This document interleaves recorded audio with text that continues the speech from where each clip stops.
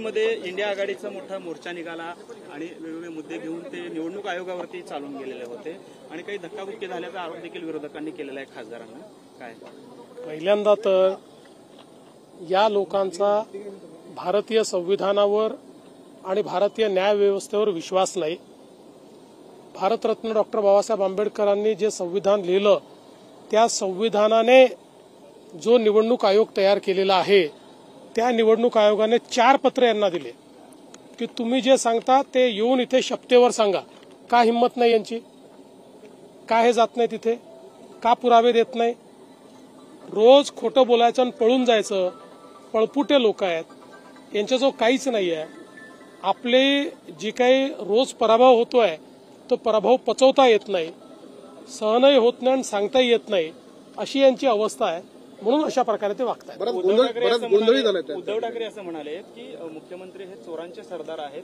आज त्यांनी वेगवेगळ्या मंत्र्यांच्या विरोधात निदर्शनं राज्यभर केली आणि त्यावेळेस त्यांनी अशी बोचरी टीका केली आपल्यावर. असं आहे की आम्ही लोकांच्या प्रेमाची चोरी करतो, लोकांच्या मनाची चोरी करतो, म्हणून लोक आम्हाला मतदान करतात. आणि त्यांनी जनादेशाची चोरी केली होती. ते जनादेश चोर आहेत आणि म्हणून लोकांनी त्यांना घरी बसवलं. त्याच्यामुळे जनादेश चोरांनी लोकशाहीमध्ये कसं वागायचं हे आम्हाला शिकवावं, यापेक्षा काय दुर्दैव आहे. बरं, ते जनादेश चोर आहेत आणि त्यांचे चेले चपाटे कफन चोर आहेत. ज्यांनी मुंबई महानगरपालिकेमध्ये कोविड घोटाळ्यात कफन खरेदीतही चोरी केली, त्यातही पैसा कमावला. आता कोणाचे सरदार म्हणायचं? उद्योजकांना कफन चोरांचा सरदार म्हणू? मला अशी भाषा वापरायला आवडत नाही. महाजन आक्रोश म्हणताय, ते आहे का हा खरं महाजन आक्रोश?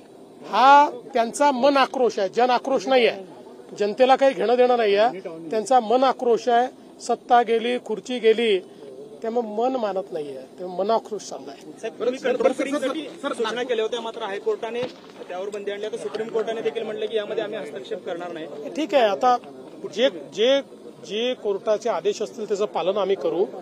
आणि आम्ही असाही प्रयत्न करू की आता काही लोकांच्या भावना याच्यात जुळलेल्या आहेत. तर मुंबईमधला जो निर्मनुष्य एरिया आहे, संजय गांधी नॅशनल पार्क असेल किंवा अशा भागामध्ये कुठे जर अशा प्रकारे फिडिंगची व्यवस्था ही फॉरेस्टच्या नियमामध्ये बसून करता येत असेल तर त्याचा देखील विचार हा आपल्याला करता येईल. रंगे पाटील म्हणताय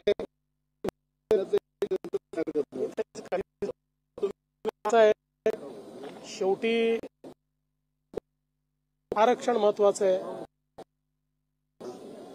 मी सत्तेवर असू नये एवढंच महत्वाचं आहे. तर त्याला काय उत्तर द्यायचं? मी जाणार आहे, मुंबई जाम होण्याची शक्यता बघूया. शेवटी कायदा सुव्यवस्थेचा प्रश्न आहे, पोलीस हँडल करते. साहेब, आपण भाषणात असं म्हणालात की मुंडे साहेबांना आम्ही विधानसभेपर्यंत आपल्याला उधार दिलेला आहे पंतप्रधानांना, मात्र त्यानंतर त्यांना मुख्यमंत्री करणार असं देखील आपण आठवण सांगितलं. मी मीडियात बोललो होतो, गौप्यस्फोट बिलकुल नाही आहे. मी स्वतः मीडियामध्ये सांगितलं होतं की मुंडे साहेबांना बोललो असं नाही, मी जाहीर सभेत बोललो आणि मीडियातही सांगितलं होतं. आमची इच्छा आहे की त्यांनी येऊन नेतृत्व करावं, यात कुठलाही गौप्यस्फोट नाही. त्यापूर्वी अनेकदा बोललोय. सर, नागपूरचा एक व्हिडिओ आलाय, एक मनुष्य आपल्या पत्नीला गाडीवरती बांधून घेऊन जातो, त्याच्या मदतीसाठी डेड बॉडी बघितलेला नाही. त्याच्यामुळे न बघितलेल्या गोष्टींवर मी कशी प्रतिक्रिया व्यक्त करू? एक मिनिट